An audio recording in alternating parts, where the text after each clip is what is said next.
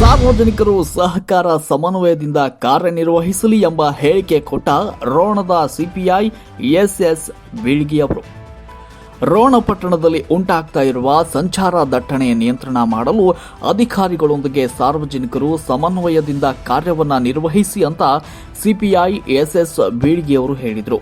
ಅವರು ರೋಣ ಪಟ್ಟಣದ ಸಂಚಾರ ವ್ಯವಸ್ಥೆ ಸುಗಮಗೊಳಿಸುವ ನಿಟ್ಟಿನಲ್ಲಿ ಪೊಲೀಸ್ ಠಾಣೆಯಲ್ಲಿ ಕರೆಯಲಾಗಿದ್ದ ಸಭೆಯಲ್ಲಿ ಮಾತನಾಡಿದರು. ಪಟ್ಟಣದ ವ್ಯಾಪ್ತಿಯಲ್ಲಿ ಪಾರ್ಕಿಂಗ್ ವ್ಯವಸ್ಥೆ ಹದಗೆಟ್ಟಿದೆ.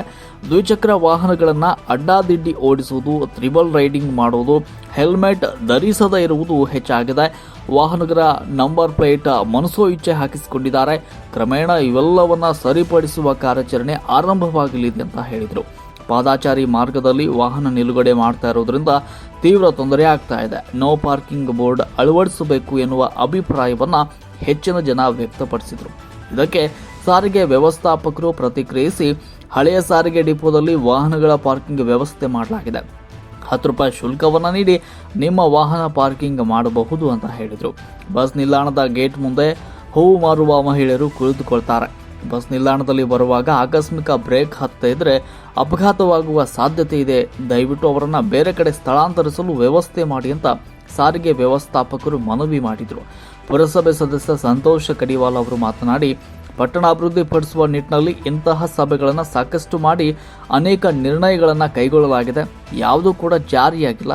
ತೆಗೆದುಕೊಂಡ ನಿರ್ಣಯಗಳನ್ನಾದರೂ ಜಾರಿಗೆ ತನ್ನಿ ಅಂತ ಸಭೆಗೆ ತಿಳಿಸಿದರು. ಪೊಲೀಸ್ ಅಧಿಕಾರಿಗಳು ತಾವೇ ಸಾರ್ವಜನಿಕರಿಗೆ ರಸ್ತೆ ನಿಯಮಗಳ ಬಗ್ಗೆ ಪಾಲನೆ ಮಾಡುವ ಬಗ್ಗೆ ಮುಲ್ಲಣ್ಣ ಬಾವಿ ಕ್ರಾಸ್, ಸೂಡಿ ಕ್ರಾಸ್ಗಳಲ್ಲಿ ಜನರಿಗೆ ರಸ್ತೆ ನಿಯಮಗಳ ಬಗ್ಗೆ ತಿಳುವಳಿಕೆಯನ್ನು ಮೂಡಿಸಿದರು. ಪುರಸಭೆ ಮುಖ್ಯ ಅಧಿಕಾರಿ ಎಸ್.ಬಿ. ಗೊಂದಕರ್ ಅವರು ಮಾತನಾಡಿ, ನೋಡಿದ ಹಾಗೆ ಕಳೆದ 30 ವರ್ಷಗಳ ಹಿಂದೆ ಪಟ್ಟಣ ಹೇಗಿತ್ತೋ ಹಾಗೇ ಇದೆ. ದಿಢೀರ ಸುಧಾರಣೆ ಮಾಡಿ ಅಂದರೆ ಹೇಗಾಗುತ್ತೆ ಅಂತ ತಮ್ಮ ಅಸಹಾಯಕತೆಯನ್ನು ತೋಡಿಕೊಂಡರು. ಸಭೆಯಲ್ಲಿ ಲೋಕೋಪಯೋಗಿ ಎಇ ಬಲರಾಮ್ ನಾಯಕ್, ಪಿಎಸ್ಐ ಪ್ರಕಾಶ್ ಬಣಕಾರ ಸೇರಿದಂತೆ ಅನೇಕರು ಸಂದರ್ಭದಲ್ಲಿ ಉಪಸ್ಥಿತರಿದ್ದರು. ವರದಿ ಮೀಡಿಯಾ ಹೆಡ್ ಎಸ್.ವಿ. ಸಂಕನಗೌಡರು. ನಾವು ಸಹಕರಿಸ್ತೀವಿ. ತಾವುಗಳ ಅಧಿಕಾರಿಗಳಂತವರು ಈ ಅಭಿವೃದ್ಧಿ ವಿಷಯ ಇರ್ಬೋದು, ರೋಡಿನ ವಿಷಯವಾಗಿ ನೀವು ಸ್ಪಂದನೆ ಮಾಡಿದ್ರೆ ಒಬ್ಬರಿಗೊಬ್ರು ಒಂದಕ್ಕೆ ರೋಣ ಮಧ್ಯೆ ಏನಾಗತ್ತಪ್ಪ, ಬೀದಿ ಎಲ್ಲ ರಸ್ತೆ ಆಗಿರ್ಬೋದು, ಬೀದಿ ಇರೋದು ಅಭಿವೃದ್ಧಿ ಹೊಂದಲಿಕ್ಕೆ ಬಹಳ ಮುಖ್ಯ ಕಾರಣ ಅಂತೇಳಿ ನನಗೆ ಇಲ್ಲಿ ಮಾತಾಡಲಿಕ್ಕೆ ಅವಕಾಶ ಕೊಡೋದು ಎಲ್ಲರಿಗೂ ನನ್ನ ವಂದನೆಗಳು.